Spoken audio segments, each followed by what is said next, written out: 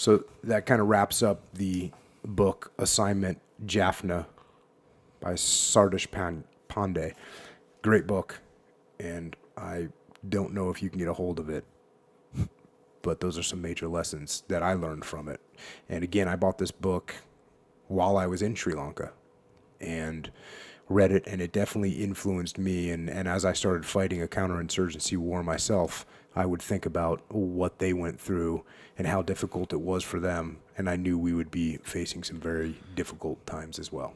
Yeah, that's interesting how that is essentially, in a big way, the opposite of your book, where this is basically a cautionary tale from beginning to end, just how not to do it.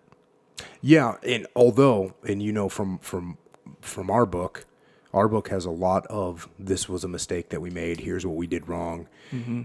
Now, strategically overall, it was a very successful. You know what the Army did and what the 11 AD did and what the 228 and what all these soldiers and Marines did over a longer period of time with us SEALs as well was successful overall. But we definitely point out the errors of our way because there's successful operations outlined in this book as well, but you don't learn as much from them. Right, I picked out a couple of the ones that went wrong because, of course, you learn more from your mistakes. Yeah. And, you know, in the book that Leif and I wrote, it's definitely a lot of those stories about the mistakes we made because we learned more from them. As brutal as that is, that's the reality. Yeah, that's all. And before we get into questions, I do want to say if I did